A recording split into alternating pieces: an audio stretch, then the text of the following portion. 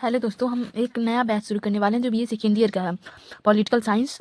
देखिए, हम अपनी पहली इकाई से चर्चा करेंगे और पूरा का पूरा अनुक्रमण का या पूरा सिलेबस कंप्लीट करेंगे। तो इकाई प्रथम में हमारी है भारतीय राजनीतिक चिंतन, परिचय, प्रकृति, स्रोत और विशेषताएं।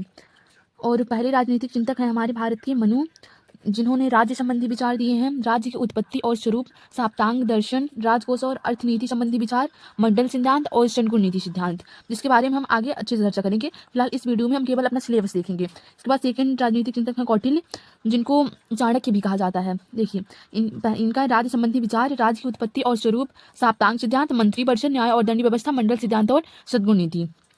फिर इकाई 2 में है हमारे राजा राम मोहन राय, जो कि एक महान राजनीतिक चिंतक हुए थे भारत के, जिन्होंने सती प्रथा पर रोक लगाई थी। इनका है समाज सुधार संबंधी विचार, स्वतंत्रता एवं समानता संबंधी विचार। फिर है स्वामी विवेकानंद जी, जो मानवतावाद का आध्यात्मिक आधार देते हैं, स्वतंत्रता संबंधी विचार, समाजवाद का सार तत्व देते हैं। इसके बाद है लोकमान्य बाल गंगाधर तिलक, जो समाज सुधार कार्यक्रम, राष्ट्रीय शिक्षा और राष्ट्रवाद, स्वदेशी और स्वराज। इसके बाद अरविंद घोष जी आते हैं, राष्ट्रवाद की संकल्पना, स्वतंत्रता संबंध और विचार। इस तरह हमारी द्वितीय इकाई भी खत्म। फिर इकाई 3 में महात्मा गांधी आते हैं, जो कि आप सबको पता है कितने महान राजनीतिक चिंतक हुए और आज़ादी के लिए कितनी लड़ाइयाँ लड़ी उन्होंने, जिसमें असहयोग आंदोलन जैसी लड़ाइयाँ थी। इसके बाद राजनीति का आध्यात्मिकरण, साध्य साधन संबंध, अहिंसा एवं सत्याग्रह संबंधी विचार और राज्य संबंधी विचार और आर्थिक चिंतन। इसके बाद पंडित जवाहरलाल नेहरू, राष्ट्रवाद संबंधी विचार, लोकतंत्र, अंतर्राष्ट्रीयतावाद, राज्य और नियोजन, पंचशील और गुणनिरपेक्षता जैसी चीज़ें इन्होंने दी। इनके पंचशील के लिए आज भी हम लोग इनको याद करते हैं अच्छे से। इसके बाद है सुभाष चंद्र बोस, राष्ट्रवाद का सिद्धांत, स्वतंत्रता और समाजवाद, राष्ट्रीय आंदोलन में भूमिका। फिर है डॉक्टर भीमराव अंबेडकर, जिन्हें संविधान का जनक भी कहा जाता है, सामाजिक न्याय, स्वतंत्रता एवं समानता संबंधी विचार, संविधान निर्माण में डॉक्टर अंबेडकर की भूमिका के बारे में हम लोग पढ़ेंगे आगे।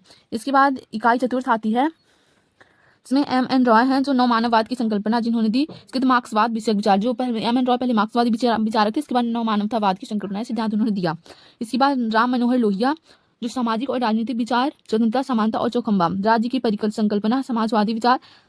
इसके बाद है जयप्रकाश नारायण, लोकतंत्र एवं सर्वोदय संबंधी विचार, दलीय व्यवस्था और संपूर्ण क्रांति संबंधी विचार। इसके बाद है पंडित दीनदयाल उपाध्याय, एकात्म मानववाद की अवधारणा दी उन्होंने, राष्ट्रवाद और आर्थिक विचार।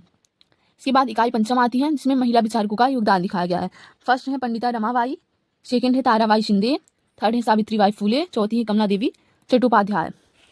धन्यवाद। इस वीडियो हम लोग केवल अपना सिलेबस देखे हैं। अगली वीडियो में हम लोग अनुक्रमणिका देखेंगे और मेन क्वेश्चन की इस सिलेबस से हम लोग का कितना क्वेश्चन मेन आने वाले हैं पेपर में।